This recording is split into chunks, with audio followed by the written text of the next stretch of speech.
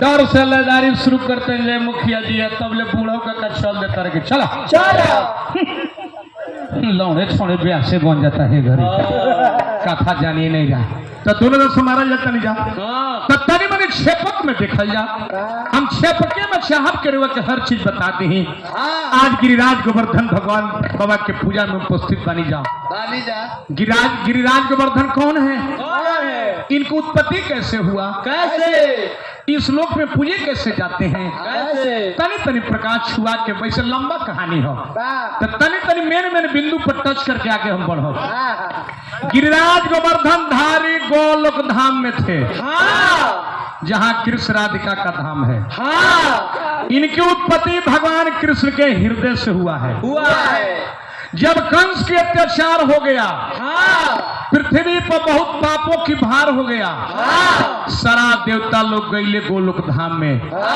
कहले कि भगवान चली कंस के अत्याचार से पृथ्वी कांप रही है भगवान कहले कि हम चलो अब तबले राधिका मूर्छित था के गिर गई ये कहानी भागवत में नहीं मिलेगा ये कहानी हम गा रहे गर्ग संहिता से अभी कौन संहिता जानी है पानवा खिया के रही मारता है अब भगवान कृष्ण के बात सुन के राधिका गिर गई राधिका जब होश आई राधिका कहली काहे गिर गई हो कहले कि रउआ गोलोक धाम छोड़ कर चल जाए तो हम जिंदा ना रहो भगवान कृष्ण कहे कि राधे तुम भी चलो मृतलोक में चलो अब राधिका कहते कि हम जाई तो गोवर्धन पर्वत मिली है आई बिरिया नदी मिली है ई गोप गोपाल सखिया मिली ब्रजभूमि मिली भगवान कृष्ण कहले कि मिली राधिका से आने के पहले 84 कोस ब्रजभूमि मृतलोक में भगवान गोलोक धाम से भेज दिए बिरिया नदी कालिंदी नदी बन के बहे लागल गोवर्धन पहाड़ सामल द्वीप में द्रोण पर्वत के बेटा बन के जन्म ले जिनका के पुलस ऋषि काशी ले जात रही हथेली पर रख के चल काशी तू आज जब वृंदावन में अइले तो वही जे याद पड़ल कि भगवान ये रास लीला करी है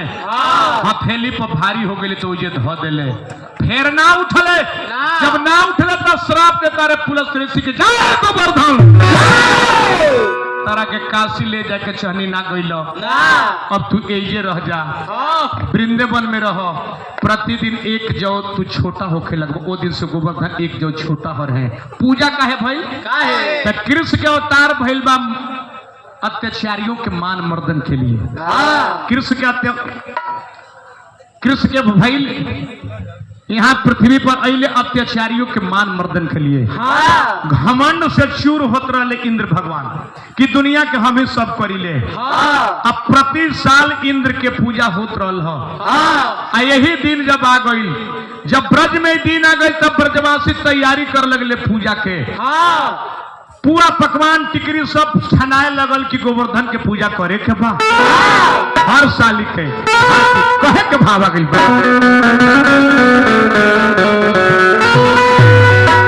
कि घर घर में हो खेला जूटा नवा हो पूजा नवाजा जी घर घर में हो खेला जूटा हो पूजा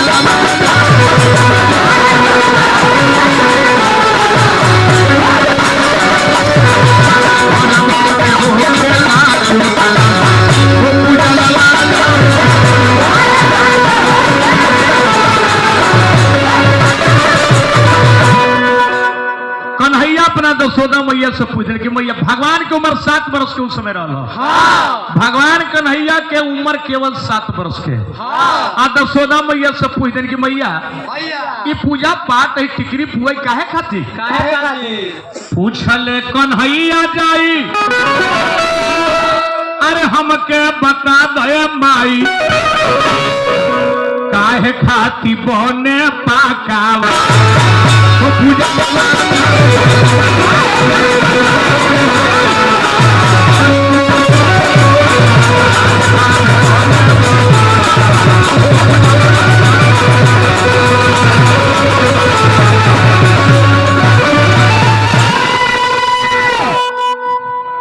अध्यक्ष